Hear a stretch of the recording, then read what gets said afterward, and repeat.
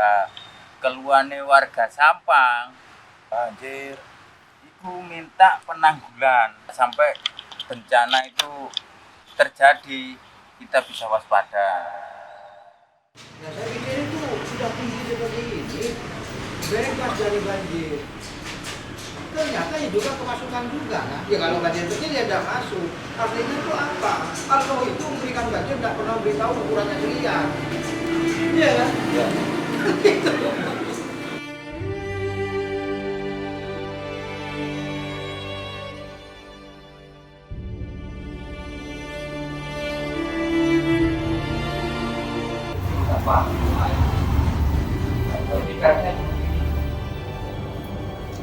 Banjir ini memang 90 berapa?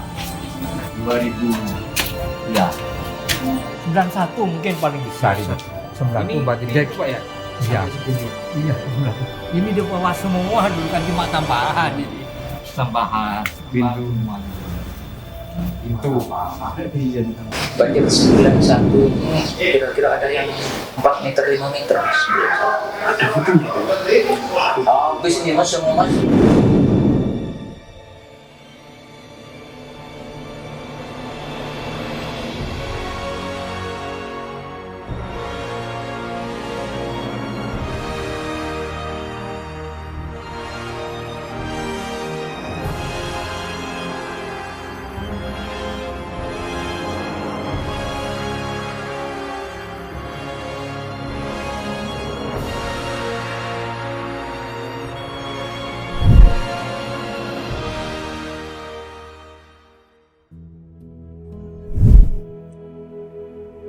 Madura, sebuah pulau unik yang terletak di sebelah timur Pantura, Jawa, dengan beragam budaya dan kearifan lokalnya.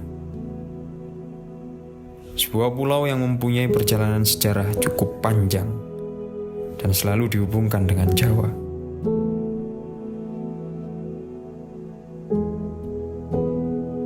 Madura terkenal sebagai pulau penghasil garam terbesar di Jawa, hingga mendapat predikat sebagai Pulau Garam. Meskipun dalam 10 tahun terakhir ini, pemerintah lebih banyak mengimpor garam dari Australia dan Selandia Baru.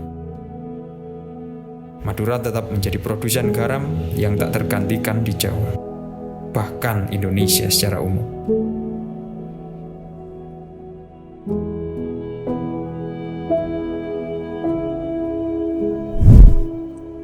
Sejenak kita lupakan Madura sebagai pulau garam. Kita beralih ke potensi bencananya. Madura juga dikenal sebagai pulau yang ramah akan bencana. Maksudnya, di pulau ini hampir tidak pernah terjadi bencana. Karena memang tidak punya gunung berapi dan tidak punya gelombang tinggi. Namun apa benar demikian? Nah, ini yang akan kita ulas lebih lanjut. Dalam sejarahnya, Pulau Madura sebenarnya tidak bisa dilepaskan dari bencana alam. Letusan Gunung Tambora 1815 yang dampaknya hingga benua Eropa juga dirasakan di pulau ini. Bahkan potensi gempa dan tsunami di Laut Selatan Jawa akhir-akhir ini dampaknya juga turut dirasakan walaupun tidak besar. Pertanyaannya, apakah Madura hanya dilanda dampak dari bencana alam yang terjadi di tempat lain? Jawabannya tentu tidak.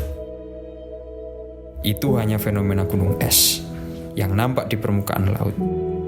Padahal di dasarnya jauh lebih besar dan mengerikan.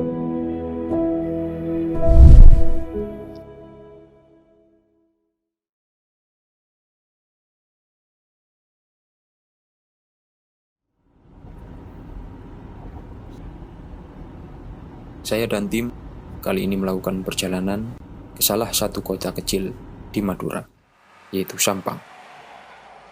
Kota yang hanya mempunyai luas 70 km persegi ini mempunyai pengalaman sejarah panjang terkait kebencanaan, khususnya banjir. Saking seringnya banjir, sampai kemudian muncul lagu Sampang Banjir Boleh.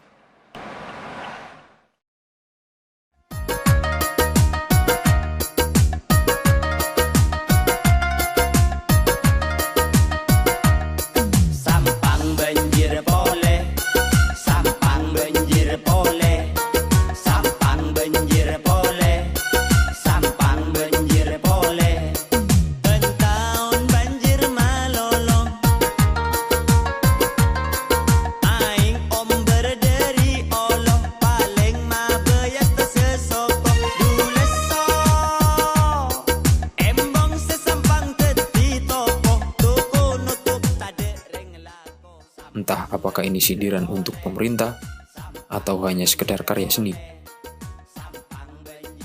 Tak hanya itu, slogan Kabupaten Sampang Kota Bahari yang mestinya bersih, agamis, harmonis, aman, rapi, dan indah diplesetkan menjadi Sampang Kota Bahari, banjir setiap hari.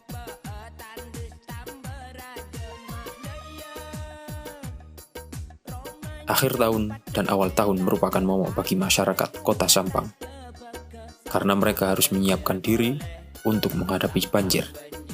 Tak hanya itu, mereka juga harus menghadapi kenyataan curah hujan tinggi, tanah longsor, potensi angin puting beliung, dan kekeringan atau kelangkaan air.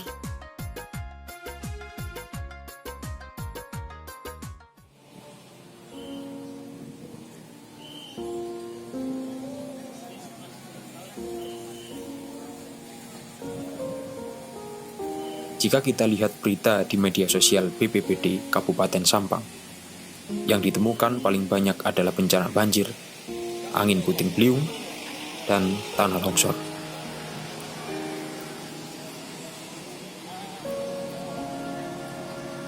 Baik, kita akan fokus ke salah satu dulu, yaitu persoalan banjir. Soal angin, longsor, dan kekeringan, itu masalah lain. Semoga bisa kita filmkan di lain waktu.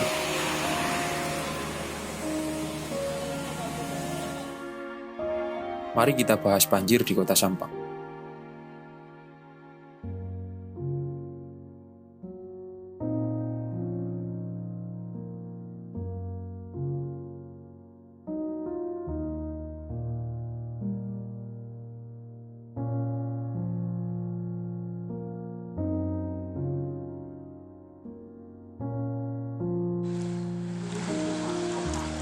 Sudah 10 tahun terakhir ini, masyarakat Kota Sampang sering merasakan banjir. Mulai dari banjir dengan ketinggian air rendah, sedang, hingga yang bisa menenggelamkan rumah penduduk dan fasilitas umum.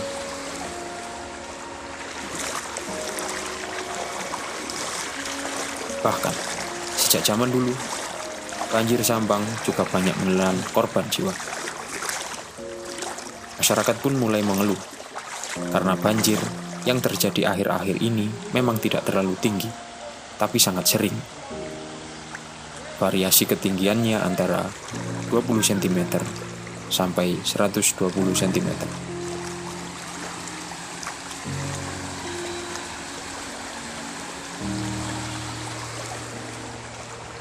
Banjir terkini yaitu pada bulan Januari 2021 dan Desember 2020.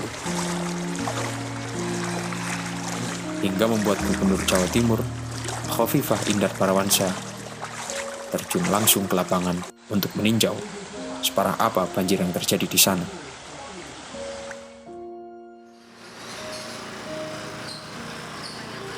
Ketika saya dan tim berkunjung ke Sampang awal Juni lalu, kami bertemu dengan Pak Dwi dan Pak Maat, yang merupakan lurah dan sekretaris lurah di Kelurahan Dalpenang.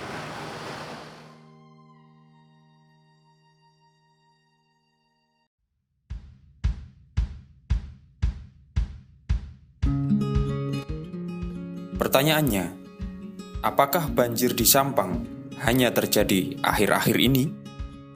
Tentu saja tidak. Daerah ini mempunyai pengalaman sejarah cukup panjang terkait bencana banjir. Saya mencoba melakukan penelusuran ke website koran Belanda untuk menjawab pertanyaan tersebut. Hasilnya luar biasa. Ternyata peristiwa banjir di Kota Sampang sudah terjadi sejak abad ke-19, tepatnya pada dekade 1870-an. Itu baru berita dari arsip Belanda. Saya dan tim belum menemukan sumber lainnya yang lebih tua terkait banjir Sampang. Jadi, bukan berarti sebelum 1870-an daerah ini tidak banjir.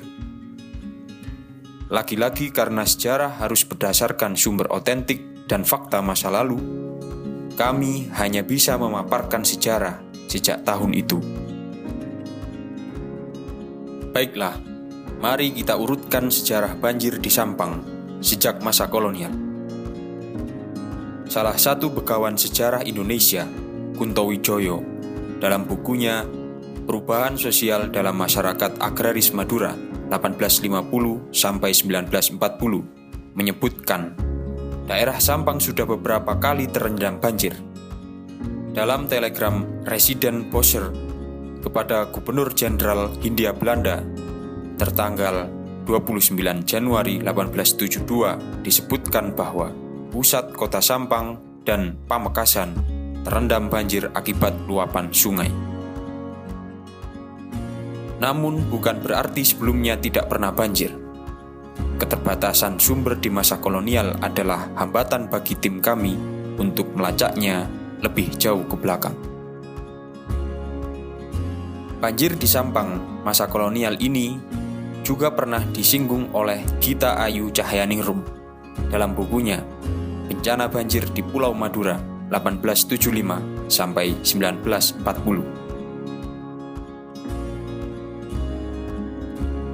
Saya dan tim berhasil mewawancarai beliau melalui Zoom meeting, mencoba menggali lebih dalam tentang banjir di Sampang masa kolonial. Oh iya, selamat sore Mas. Mau bikin gambarnya saudara, gak ada tripod. Gimana Mas, saya megangin gini ya? Apa-apa ditaruh aja apa iya. Masih belum ada yang spesifik bahas banjir dibukukan. Adapun itu artikel atau surat kabar, tapi masanya itu kontemporer, lebih kontemporer. Kalau untuk tahun yang dulu-dulu itu ada ya di Delver, tapi kalau buku saya kurang tahu ya, mungkin nggak ada pas itu. Tapi kalau sekarang saya belum ini sih, belum cari-cari lagi. Tapi kalau yang menyinggung seperti bukunya Pak Kunto Wijoyo yang perubahan sosial itu kan ada dijelaskan di beberapa paragraf. Nah itu saya juga muncul ide nulis banjir itu ya dari bukunya Pak Kunto Wijoyo itu. Tahun 1875 terjadi banjir yang cukup besar di Sampang. Meski hanya terjadi beberapa jam, banjir setinggi kurang lebih 2 meter itu menyapu fasilitas umum seperti jembatan, kantor-kantor pemerintah, rumah penduduk, dan pohon-pohon besar di sekitar jalan. Banyak penduduk yang meninggalkan rumah mereka dan menyelamatkan diri menuju perbukitan. Saat itu, kerugiannya ditaksir sekitar 100.000 gulden. Jumlah yang cukup besar untuk sebuah kota kecil yang saat itu masih di bawah kekuasaan Karesidenan Bangkalan. 5 tahun kemudian, tepatnya 1880, banjir juga melanda Sampang. Peristiwa ini juga diberitakan pada koran-koran Belanda di Indonesia, seperti Batavia's Handelsblad, The Indische Courant, The Lokomotief, Batavia's Nieuwsblad, hingga koran-koran yang terbit di negeri induk Belanda, seperti The Gelderlander dan The Standaard.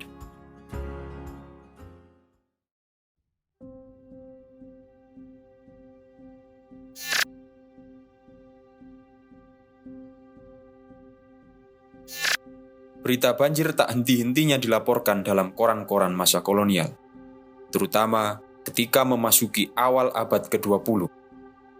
Banjir Sampang diberitakan mulai tahun 1900, 1906, 1911, dan 1921. Dan memasuki tahun 1930-an, banjir di Sampang semakin sering terjadi, seperti tahun 1935, 1936, 1937, 1938, dan 1939. Berita banjir selalu menghiasi kolom berita di koran-koran masa kolonial.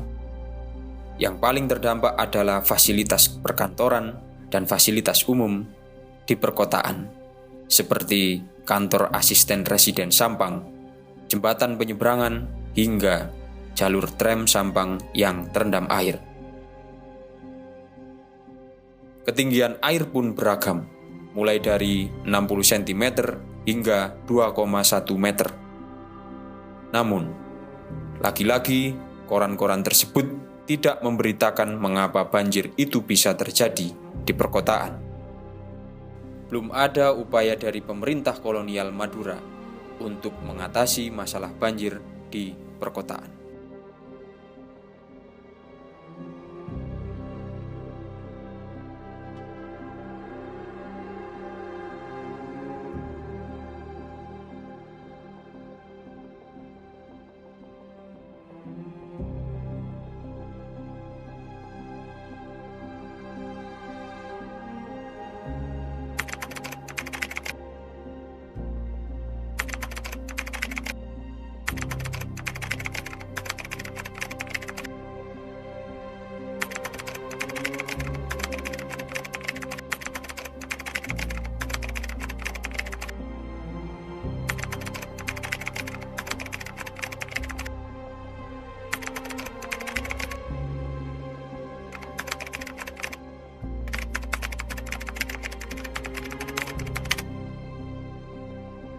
Saya lahir di Sampang di Jalan Merapi.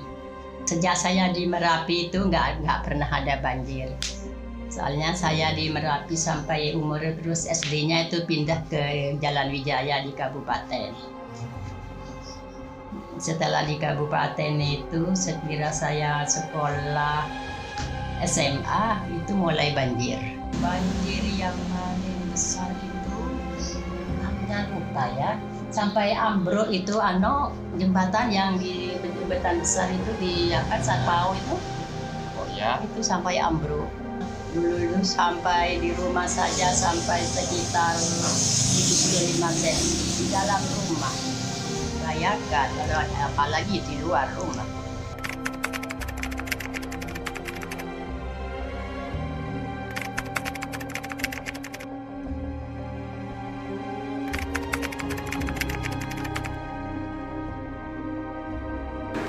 Ya kalau dulu tuh ingat saya kecil itu banjir itu nggak separah sekarang. Kalau dulu tuh paling setahun tuh belum tentu banjir gitu loh. Ya waktu saya tuh SD, SMP itu, ya pokoknya saya lulus SMP itu 74, SMA 77. Itu nggak banjir, malah ya kalau bagi orang masyarakat Sampang itu banjir itu pada dirindukan karena jarangnya banjir gitu. Jadi setahun tuh belum tentu banjir. Bisa renang gratis. Ya sebuah tempat main-main. Anak-anak kan main-main banjir. Nggak mau nggak banjir gitu. Dulu waktu saya kecil itu SD SMP. Nah setelah saya itu setelah tahun 2012 itu ya malah dibenci sekarang, bukan dirindukan ya karena saya seringnya itu. Nggak selalu setiap tahun waktu saya kecil itu ingat saya itu jarang.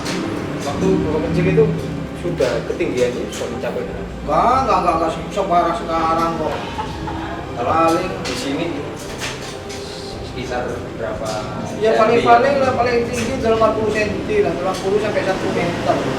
Di sini. Nah, kalau setelah tahun 2012 pagar saya itu hilang kok itu. Pagar saya itu hilang. Saya lihat bekasnya Pernah ini. sekali ya. Itu separuh itu pernah, separuh jendela itu. Saya pernah itu banjir itu waktu SD lah menampung sama orang tua diungsikan ke rumah. Saking pengen mandinya tuh lari saya dari rumahnya Mbak pulang. Iya di sini. Kan saya itu rumah saya kan sebelah ini. Waktu SD itu saking merindukan banjir. Kan sama orang tua itu yang orang tua kan khawatir anak kecil-kecil gitu diungsikan itu ke Jalan Pahlawan kan. Koridor Mbak itu saya lari. Pulang mandi gitu. Saking senangnya. Tahu sekarang ya belum ada gitu saking seringnya tuh. Banjir itu sering. Nah, jadi dalam tahun itu bisa ya 17 kali, 21 kali gitu loh, saking seringnya. Barang-barang sudah diturunkan waktu kan diusikan ya turunkan, datang lagi gitu. Kalau yang separuh ini ingat saya itu tahun 2002 atau 2003 gitu. Ini yang separuh ini. Nah rumah ini belum saya bangun, masih rumah bedek itu ya. Rumah kuno. 2002 awal bukan 2001. 2002 Februari 2002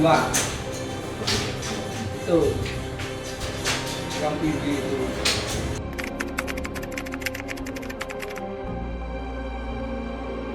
Banjir 91 ini kira-kira ada yang 4 meter 5 meter. Habis ini mas, sama mas, dulu saya di sini itu yang namanya komputer, data-data habis. Pernah ada kejadian meninggal itu ditaruh di apa? Tahun 91. Hilang mas, jendela ini hilang. Banyak korban itu 91, 7 orang meninggal. Di sini. Bukan, diseret ke sana mas. Ya warga, ada warga Pamekasan mau nyebrang itu apa kan habis lewat ya turun kena 7 orang itu. waktu tahun 91 terseret Meninggal langsung di meninggal. Memang banyak korban tahun 91.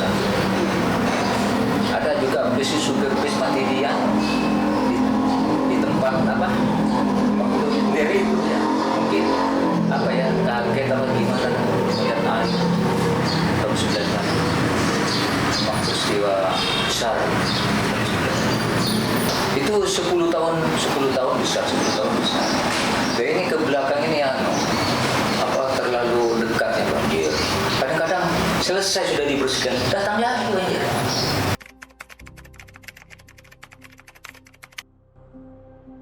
Sini banjirnya ini. Di sini. Rumahnya Pak Abdul Maat. Abdul Parkir sini. Mau parkir. Ini harus ke pinggir.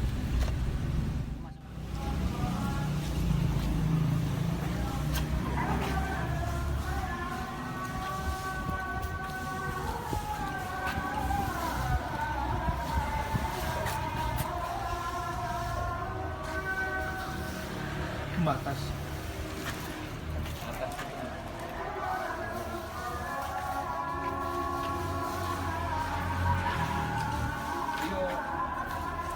Ini yang kelem loh.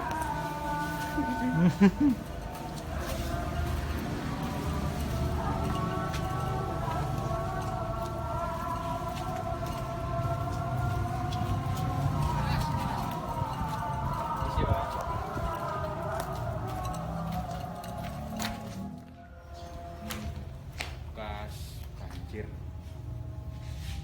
Sekitar 2000 berapa? 2015-an. Hampir 1,5 meter. Semua sampai belakang gitu. Biasa bekasnya. Itu temboknya juga. Ini juga Pak? Iya. Oh ini musola ini juga Masih ada sisa. masih ada. Ini bukti sejarah.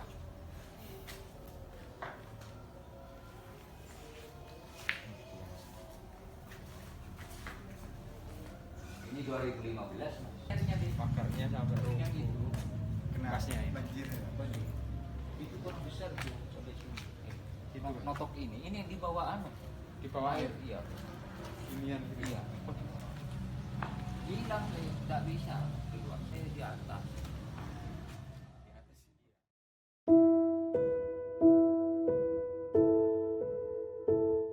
Setelah kita lacak sejarah dan kronologi banjir, sekarang kita lihat penyebabnya.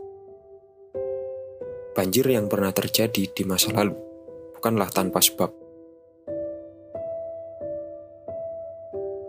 Seperti logika kalau kita lapar karena perut kosong, tidur karena ngantuk, dan berobat ketika sakit. Banjir juga demikian. Pasti ada sebabnya. Madura abad ke-19 bukanlah tempat yang semuanya berupa tegalan, gersang, dan sulit air. Kunto Wijoyo menjelaskan dalam bukunya bahwa di Madura juga ada hutan, rawa, dan padang rumput atau tanah kosong. Dan di bentang alam tersebut juga masih hidup binatang-binatang liar seperti harimau, rusa, babi hutan, buaya, ular, dan kuda liar. Meskipun pada periode tersebut banyak hutan yang diubah menjadi lahan pertanian dan permukiman, hingga tahun 1890-an masih terdapat hutan-hutan jati, khususnya di Bangkalan, Sampang, dan Pamekasan. Lalu apa hubungannya hutan dengan banjir? Nah, masih ingat dengan bab sebelumnya yang membahas kronologi banjir 10 tahunan, 5 tahunan, dan setahun sekali? Ya, intensitas banjir yang semakin sering diakibatkan oleh berkurangnya hutan dan padang rumput sejak masa kolonial. Kenapa sejak tahun 30-an banjir setiap tahun menjadi berita penting di koran-koran Belanda? Jawabannya, karena sejak 1905 terjadi penebangan hutan jati yang cukup masif di bagian utara Sampang. Dan di tahun 1915 hingga 1930-an, jumlah hutan jati dan padang rumput di utara sudah terancam habis untuk permukiman. Kemudian dijual kayunya dan dipergunakan untuk kayu bakar. Ini yang menyebabkan banyak hutan menjadi gundul dan semakin sedikit resapan air. Sehingga daerah utara yang relatif lebih tinggi tidak mampu menahan air hujan dengan intensitas tinggi. Ditambah lagi air Sungai Kemuning yang mulai meluap karena mengalami pendangkalan atau sedimentasi. Inilah yang kemudian oleh penduduk kota Sampang dianggap sebagai banjir kiriman dari utara. Akibatnya, banjir pun semakin sering terjadi. Hal yang sama juga terjadi sepanjang tahun 2000-an. Intensitas banjir semakin sering dibandingkan dekade-dekade sebelumnya. Siklus 10 tahunan kemudian berubah menjadi siklus 1 tahunan. Jika dilihat dari pengalaman masa lalu, penggundulan hutan dan semakin banyaknya lahan yang dijadikan permukiman adalah sebab utamanya, maka periode pasca kolonial isunya beralih ke Sungai Kemuning yang mengalami pendangkalan dan mulai menciut. Selain itu, sungai ini menjadi titik pertemuan antara sungai-sungai kecil dari beberapa kecamatan, seperti Kecamatan Omben, Kedungdung, dan Robatal. Titik temunya berada di sekitar Jalan Raya Panggung, Kecamatan Sampang. Kondisi tersebut diperparah dengan kebiasaan sebagian masyarakat yang hingga saat ini masih sering membuang sampah di sungai. Sudah tidak menjadi rahasia umum jika ada beberapa oknum masyarakat yang sengaja membuang sampah rumah tangganya seperti popok, plastik, dan limbah domestik lainnya di Sungai Kemuning dan juga anak sungainya. Fenomena ini ternyata tidak hanya terjadi di Sampang, tetapi juga di berbagai kota di Indonesia yang masyarakatnya masih belum sadar akan kelestarian lingkungannya. Sudah menjadi tugas rutin bagi pegawai Dinas Lingkungan Hidup Kabupaten Sampang yang harus membersihkan sampah popok dan plastik setiap harinya. Mereka berkeliling tiap hari menggunakan truk sampah, motor roda 3, dan juga gerobak. Hingga pada tahun 2019 lalu, Pemkab membentuk polisi sungai yang tugasnya menindak oknum-oknum yang masih mokong atau bandel membuang sampahnya ke sungai. Mungkin hal ini oleh sebagian orang dianggap sepele. Namun, jika kita berbicara dampak, maka silahkan lihat sendiri korban jiwanya maupun dampak lain yang muncul saat banjir. Penyebab lainnya adalah pertumbuhan permukiman yang semakin masif di perkotaan. Tim kami melakukan wawancara dengan Bapak Nurul Hadi, orang asli Sampang yang rumahnya di Kelurahan Rong Tengah.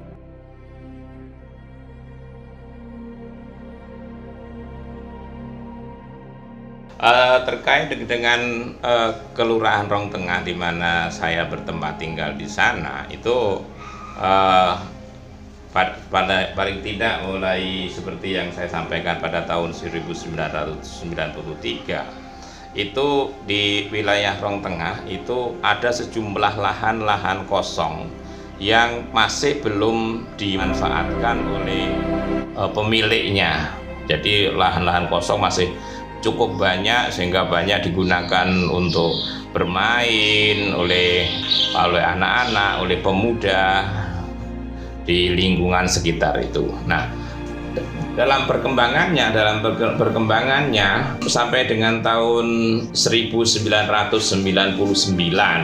atau mungkin awal 2000 itu sebenarnya perkembangan di wilayah Kelurahan Rong Tengah itu masih cukup tersedia lahan-lahan kosong untuk arena permainan, digunakan untuk sepak bola di kampung, main voli di kampung, itu masih tersedia. Mulai sekitar tahun 2005 itu, kemudian mulai saat itulah terjadi rencana-rencana pembangunan yang dilaksanakan oleh beberapa pengembang.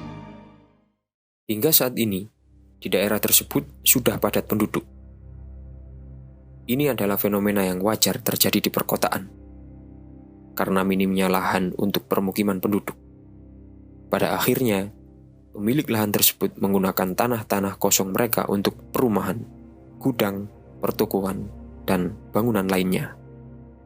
Maka, tidak heran jika hampir setiap tahun, daerah tersebut langganan banjir. Jika kita lihat dari peta masa kolonial tahun 1882 dan 1943, Sungai Kemuning yang melewati Kelurahan Rong Tengah telah mengalami banyak perubahan. Pada periode tersebut, meander atau tikungan sungai berada di pusat Kelurahan Rong Tengah, tepatnya di belakang warung pecel Madiun saat ini, beberapa meter dari Jalan Pemuda Baru. Menurut keterangan dari Ibu Nurus Syamsiah, pada periode 1950-an hingga 1990-an, sedikit demi sedikit, meander sungai itu sudah diuruk dan mengalami proses pendangkalan secara alamiah. Sampai kemudian menjadi dataran kosong yang dihuni penduduk. Jika kita cermati perbedaan antara peta masa kolonial dan masa kini, meander sungai yang cukup tajam itu kemudian berpindah agak ke selatan, tepat di depan Jalan Bajudan saat ini. Fenomena ini tidak hanya terjadi di Rong Tengah, tapi juga terjadi di Dalpenang, sebuah kelurahan di sebelah utaranya. Jika kita bandingkan meander Sungai Kemuning tahun 1882 dengan tahun 2021, maka akan terlihat jelas perbedaannya. Di masa lalu, meander sungai tidak terlalu tajam dan cenderung agak lurus. Namun, yang kita lihat saat ini, meander itu mengarah tepat ke Jalan Imam Bonjol Baru dan Jalan Syuhada. Itulah mengapa di kawasan ini, khususnya di sekitar kantor Kelurahan Dalpenang dan di SMKN 1 Sampang, selalu langganan banjir. Entah apa yang dipikirkan oleh pemerintah saat itu, membangun fasilitas pelayanan publik dan pendidikan justru di daerah rawan banjir. Padahal, jika kita belajar dari sejarah masa kolonial, pemerintah membangun pusat pemerintahan asisten residen Sampang tepat di sebelah timur Monumen Trunojoyo saat ini, yang relatif agak jauh dari meander sungai. Itu pun masih kebanjiran. Ternyata, lagi-lagi kita tidak belajar dari masa lalu. Kendala lainnya adalah masalah selokan atau sungai kecil di lingkungan perkotaan. Banyak selokan yang tidak berfungsi sebagaimana mestinya. Bahkan, sebagian juga dipenuhi sampah, baik sampah rumah tangga maupun limbah dari penginapan-penginapan yang ada di Sampang. Akibatnya, jika air datang, maka yang pertama kali terendam banjir adalah selokan, yang kemudian meluber ke rumah-rumah warga, perkantoran, hingga sawah dan tambak warga. Yang kemudian, air banjir ini dijadikan wahana permainan oleh anak-anak di Sampang. Lalu, apakah air ini tidak berbahaya bagi kesehatan? Padahal air dari banjir ini sudah bercampur dengan sampah dan limbah domestik warga.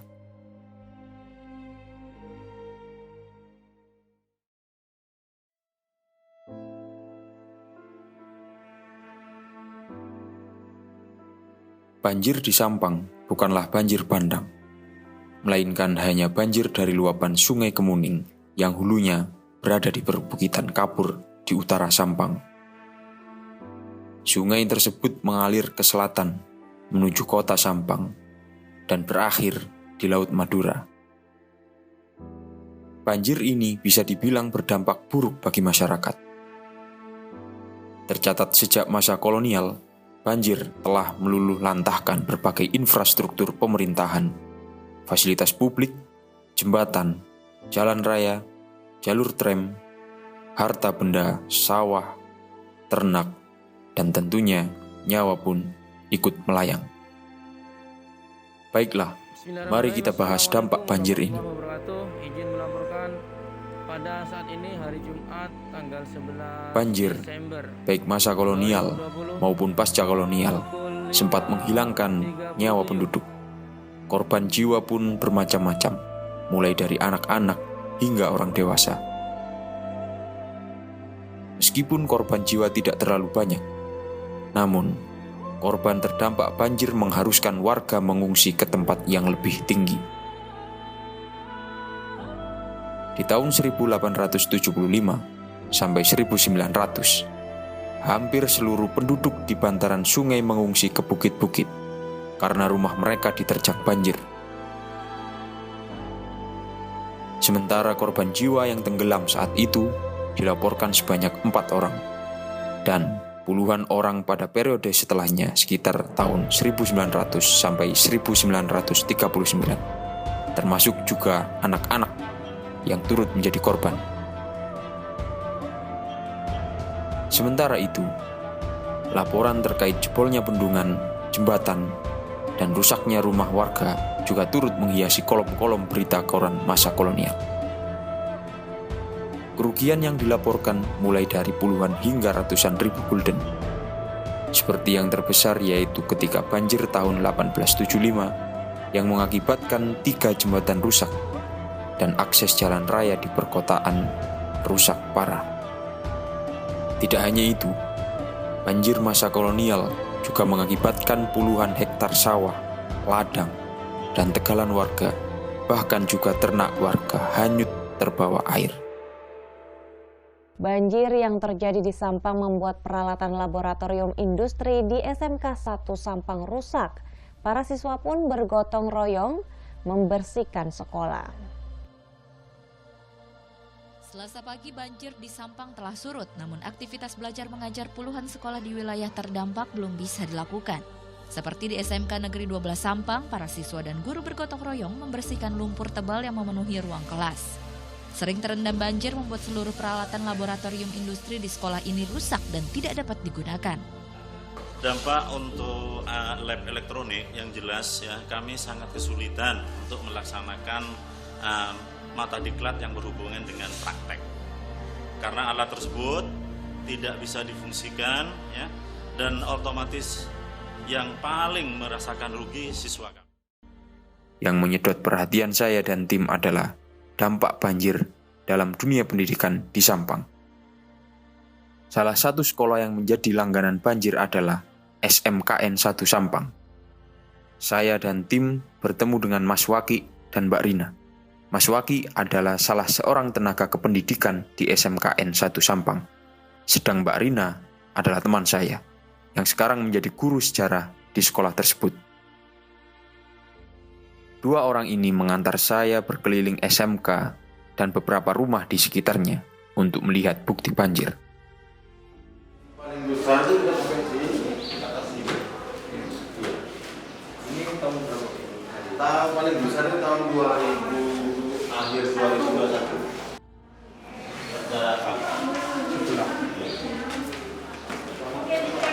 Kita masuk yang korban karyawan itu, korban banjir itu. Anak sholat subuh sudah mendiri apa dan titik apa Ada nggak Pak? anak berjuang kan bergerak di atas. Iya, parah. Tempat pengawasan. Parah apa gimana? Parah ya Pak, parah ya. Kalau kata Madura, Madura itu parahan. Gimana? Ini sudah ada. Yang masih ada itu BK. Oh di BK. Di BK masih ada bekas itu. Oh iya BK juga tempatnya ya. Mau Kadang ngecek? pernah loh. Sejak sekolah ini berdiri tahun 1998, hampir tidak pernah absen dari bencana banjir, baik banjir kecil, sedang, hingga banjir besar.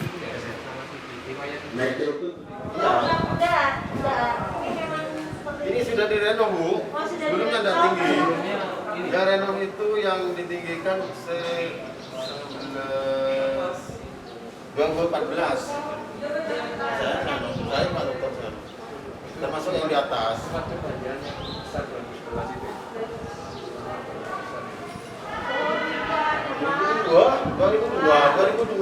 awal 2002 yang banjir besar itu. Paling besar itu.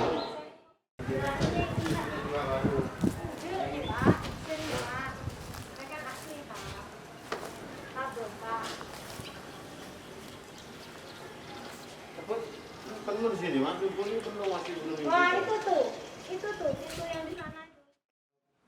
Kalau banjir Mas, sampai tenggelam. Tenggelam, nggak ada yang berani. Ya itu yang korban itu kan itu pesuruhnya itu penjaga sekolahnya. Namanya siapa Pak? Pak Rahman. Kayaknya ini baru tuh. Nah ini itu. Lah ya itu Mas.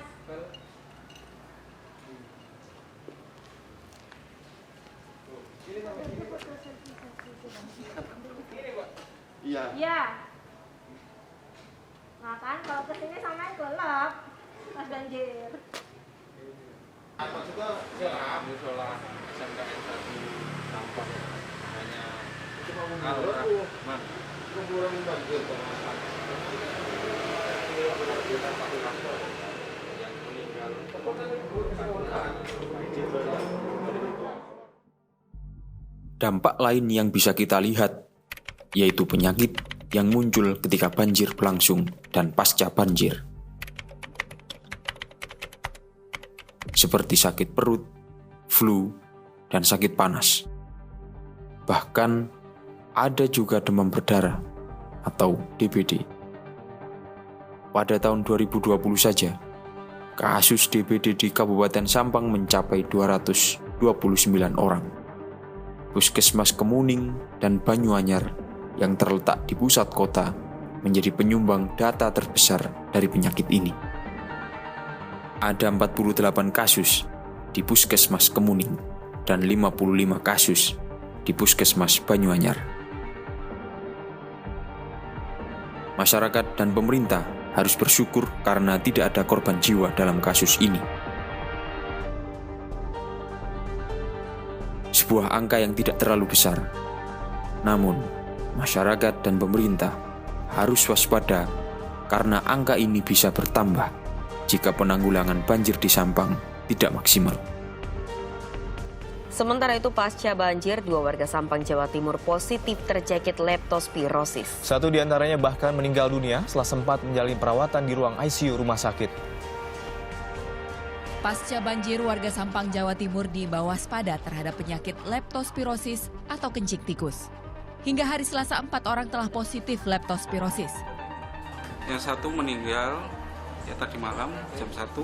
Kemudian yang satu kami rujuk ke Rumah Sakit Haji Sukolilo.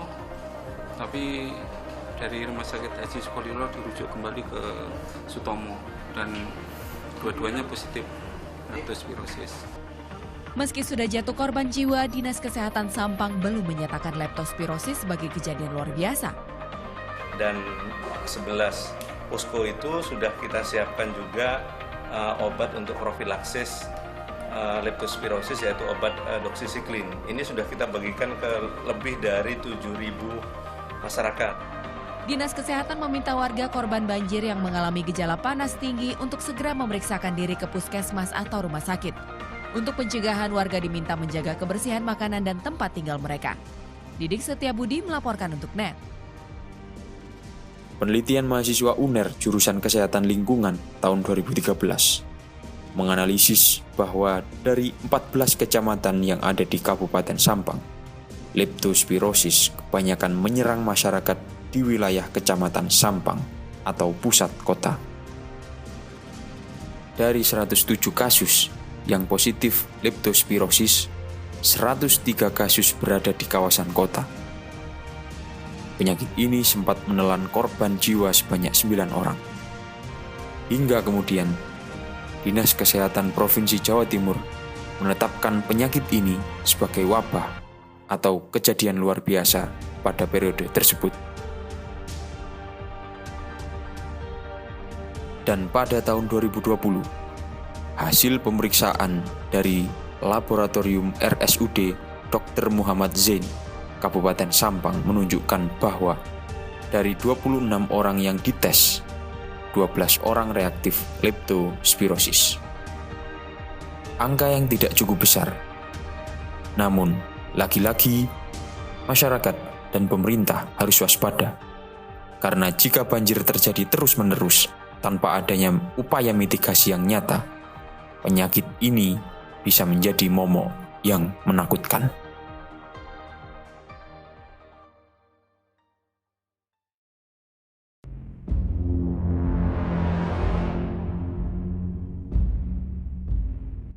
Beberapa dampak banjir yang telah dibahas pada bagian sebelumnya nampaknya sudah memberikan gambaran betapa ganas dan ngerinya bencana ini. Untuk menghadapinya, pemerintah dan segenap masyarakat Sampang telah mengulurkan berbagai bantuan material maupun non-material. Nah, sekarang kita coba lihat bantuan apa yang diterima masyarakat terdampak banjir ini. Kita memberikan bantuan melalui bidang sosial, dinas sosial, memberikan bantuan yang sifatnya makanan siap saji. Itu melalui dinas sosial berarti koordinasi sinergi. Ya, juga dinas sosial punya anggaran juga. Dia membangun istilahnya melakukan dapur umum, DU namanya. Dinas sosial. Kalau kita hanya fokus di evakuasinya, di paskanya kadang-kadang Pak Bupati kita memberikan bantuan berupa sembako kepada masyarakat atau di saat banjirnya kepada masyarakat yang terdampak banjir. Sembako. Saya kira sama, hal-hal semacam itu penanganan bantuannya seperti itu. Gitu. Nah, kita sinergi lah. Kalau sudah berbicara kebencanaan, tidak mungkin kita lakukan sendiri. Kalau sekarang istilahnya pertahedi, ada pemerintah, ada masyarakat, ada media, ada akademisi, ada dunia usaha. Ini sudah sinergi, gitu. Tidak bisa lepas. Gitu.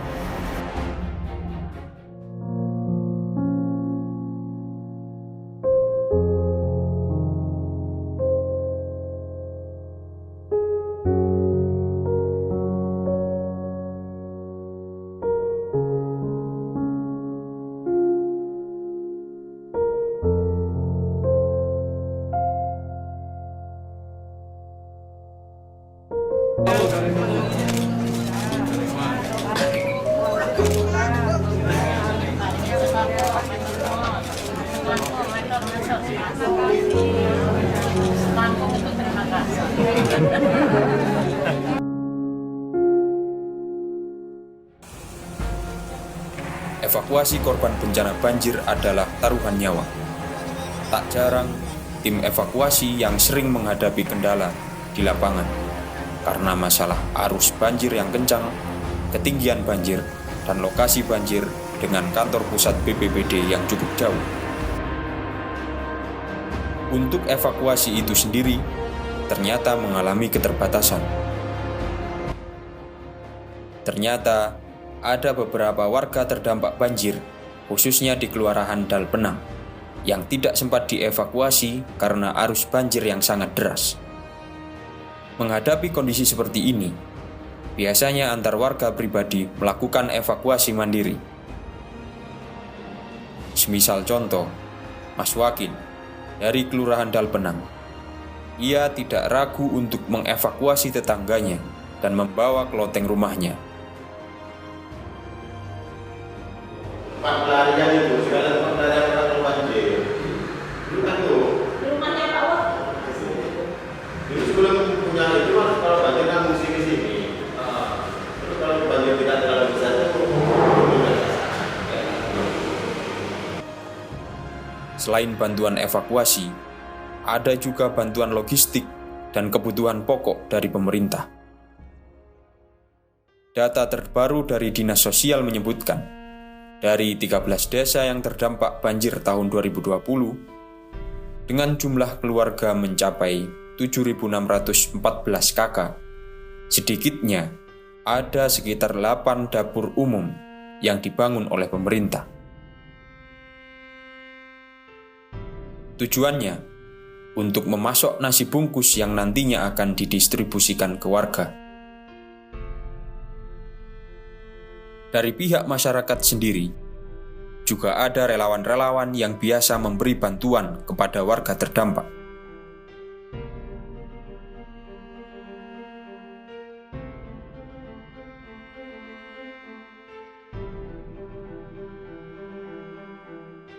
Tapi, yang ingin saya soroti di sini adalah masalah pendistribusian.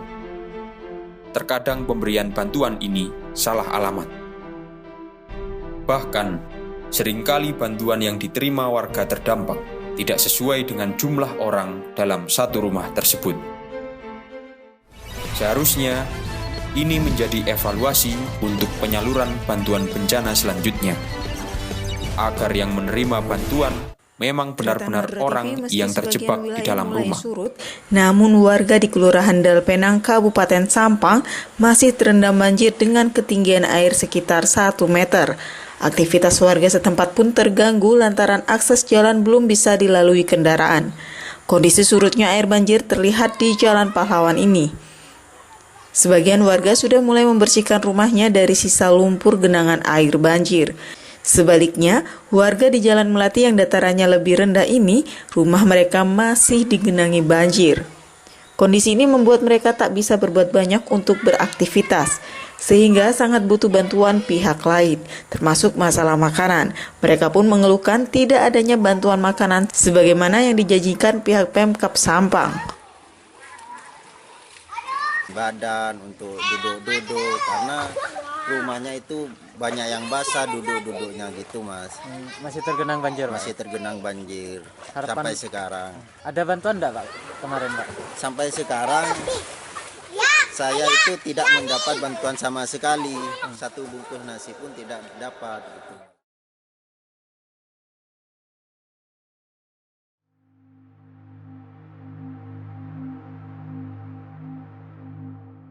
Bagian terakhir film ini menjelaskan upaya mitigasi banjir di Sampang. Jika kita mengutip PP nomor 21 tahun 2008 tentang penyelenggaraan penanggulangan bencana, yang dimaksud mitigasi bencana adalah serangkaian upaya untuk mengurangi resiko bencana, baik melalui pembangunan fisik maupun penyadaran dan peningkatan kemampuan menghadapi ancaman bencana.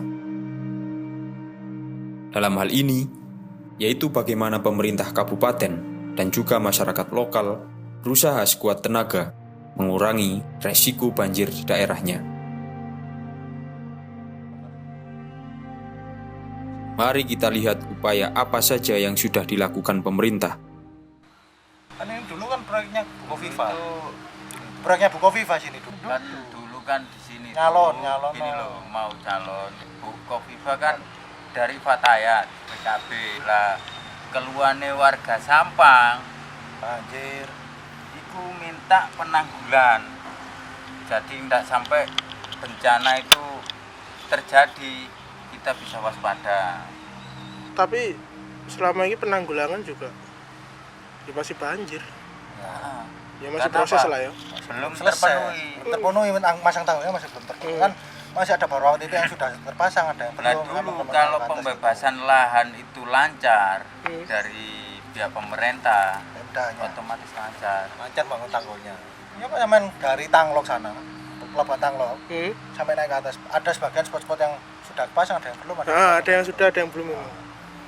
Itu karena masalah pembebasan lahan ya itu. Yang sudah kepasang itu masalahnya yang sudah pembebasan lahan, jadi gampang itu dikerjakan. Nah yang belum semuanya yang belum itu. Lah belum itu Mas ya, yang belum karena apa? Dulu itu banyak pohon. Terus buat akses jalannya sempit. Kontraktor itu sempit kan dilebarin, kena tanah warga. Pembahasan. Ya banyak bambu-bambu, terus apa warga yang tanam. Sejak masa kolonial, banjir ini memang sering terjadi. Beberapa upaya fisik telah dilakukan oleh pemerintah kolonial, seperti normalisasi Sungai Kemuning, pembangunan beberapa bendungan air di bagian utara kota, dan ada juga upaya untuk membuat sudetan sungai. Tak jarang, rencana pembangunan yang sudah dirancang oleh Burgerlijk Openbare Werken (BOW) atau Dinas Pekerjaan Umum masa kolonial mengalami banyak kendala dan kegagalan. Kurang lebih pemerintah kolonial itu sudah mulai pas pada waktu itu kan banjir setiap tahun. Nah, pemerintah kolonial itu sudah mulai meneliti dan mencari akar permasalahan sebenarnya. Tapi kan memang kalau meneliti itu butuh waktu yang lama, karena dulu tuh kayaknya saya nemu pas di seri BOW-nya Andri itu pas mau meneliti itu datangin insinyur dari Bogor. Nah itu kan juga butuh waktu untuk manggil insinyurnya, terus perencanaan matangnya gimana nanti kalau misalnya sungai ini perencanaan buat pembangunan bendungan itu kan juga butuh waktu yang lama. Nah terus dalam implementasinya ini mungkin ya dari yang PDS saya tahu itu belum banyak yang berhasil gitu. Karena emang itu letak geografisnya ya seperti itu. Pada periode terkini, saya dan tim banyak menemukan bangunan fisik yang diupayakan oleh pemerintah daerah. Seperti pembangunan tanggul banjir yang familiar dikenal orang Madura dengan sebutan sitpel atau spel.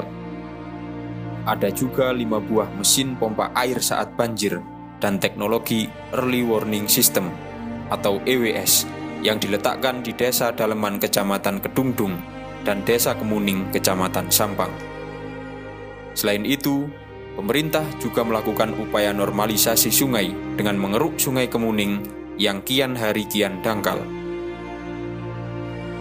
Upaya mitigasi tersebut dinilai berhasil oleh masyarakat, karena sejak pembangunan sitpel pada tahun 2017, banjir yang menggenangi kota tidak setinggi tahun-tahun sebelumnya.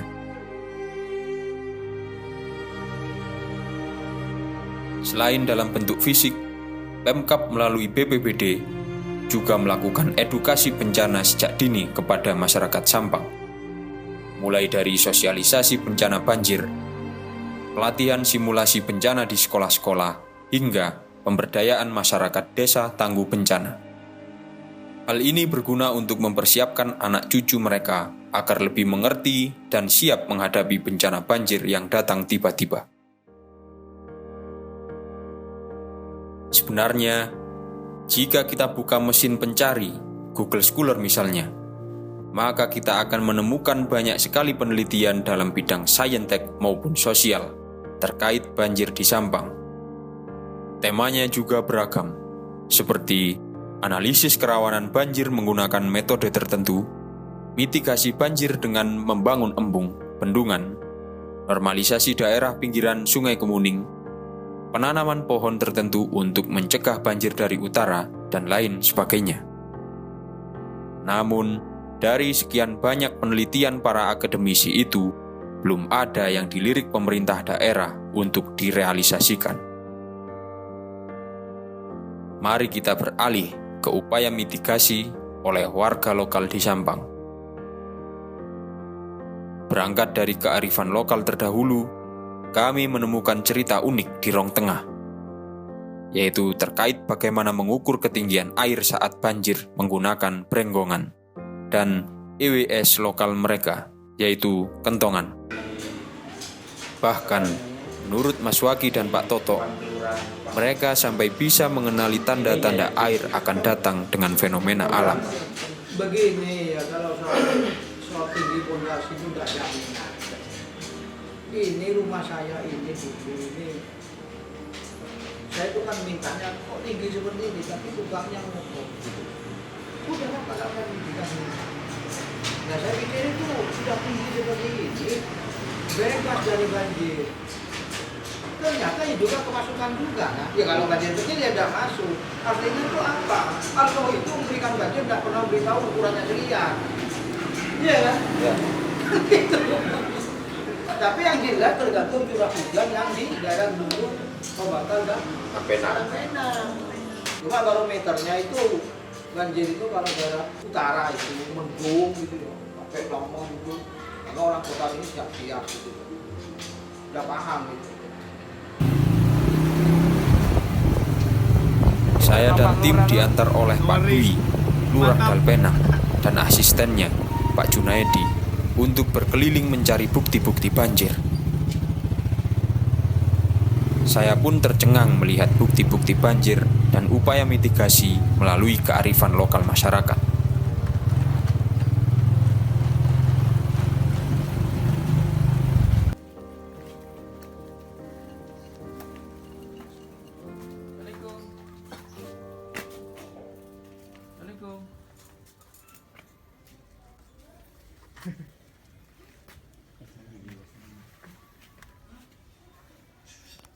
Saat banjir, warga juga sudah bersiap. Mereka membuat shelter-shelter kecil untuk menampung barang-barang penting mereka. Istilahnya pun beragam. Ada yang menyebut parai, pare, dan rak paraan. Artinya, tempat untuk menyimpan atau menyelamatkan barang ketika datang banjir besar. Evakuasinya kemana barang-barang? Kenapa beda? Cepat cuma parah. Ada. Parai gitu. Enggak, istilahnya kita bikin loteng. Loteng kecil. Itu namanya apa? Kalau orang Madura bilang parah. Paraan. Parah. Engki. Parah. Kalau mau dokumentasi engki, mana bi engki ini?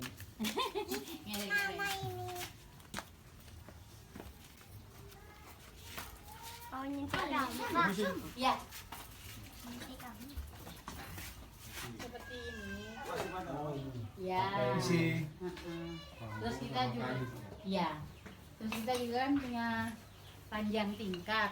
Umumnya kalau yang dari ini, ya seperti ini maksudnya. Ya, parah gitu. Di warung juga banyak kan, warung di jalan. Rata-rata punya seperti ini, kan antisipasi banjir itu.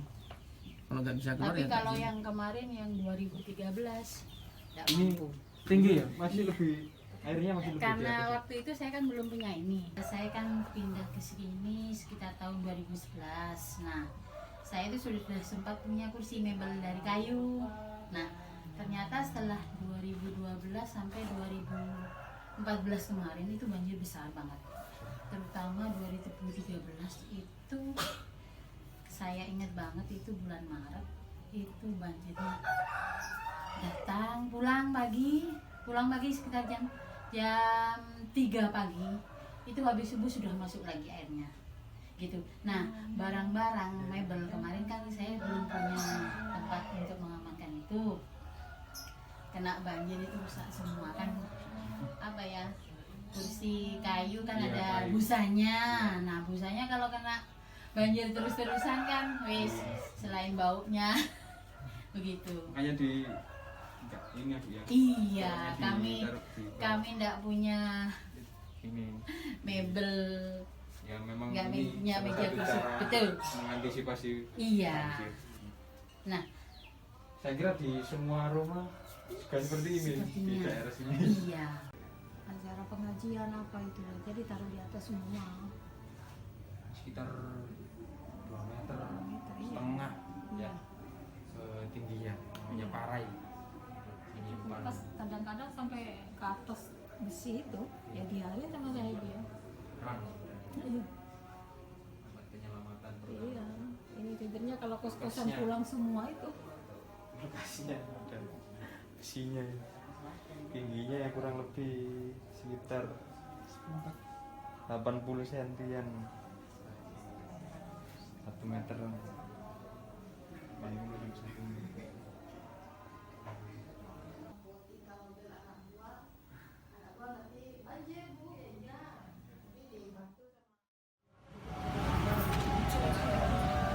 Kami diantar ke salah satu rumah di depan kantor Kelurahan Dalpenang, yang lokasinya tepat di meander Sungai Kemuning. Ternyata mereka sudah menerima bencana ini sebagai takdir Tuhan yang tidak bisa dirubah. Yang bisa mereka lakukan hanya bagaimana bisa hidup berdampingan dengan bencana banjir tersebut.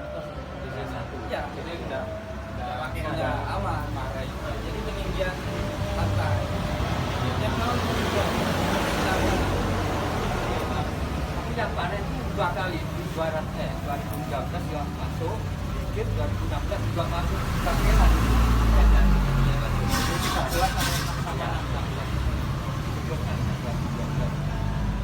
Belum ada sistem, belum kan 2018. Kita mau buat ini karena bencana alam kan gitu. Sekarang bahaya yang dapat buat ini. Boleh lihat nggak? Dalam apa namanya?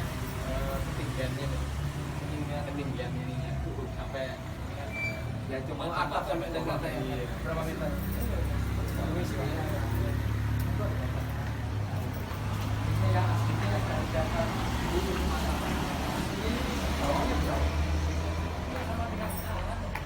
Cimen jalan asli bawah asli jalan itu. Iya. Ini masuk juga 1 meter lebih nih.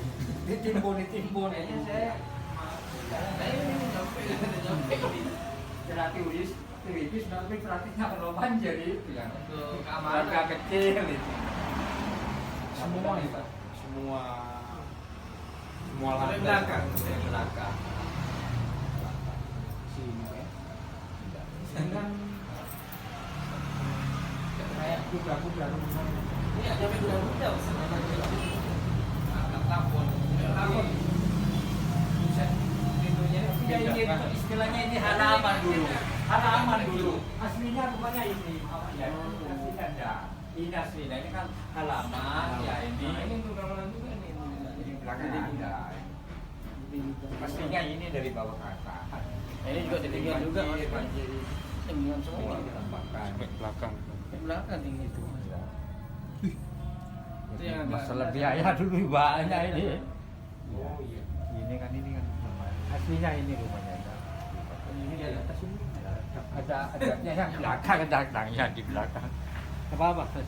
Ya ada di belakang apa kalau ini karena ini. Belum banjir ini memang belum 90 berapa? 2000. Iya. 91 mungkin paling besar ini. 91 berarti dek. Itu Pak ya?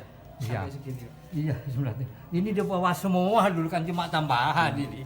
Tambahan pintu. Pintu. Iya ditambah pelan-pelan kalau memang enggak mau enggak biasa masuk ya. Misalnya mau berubah enggak punya modal lagi seperti ini. Enggak manual gitu ya.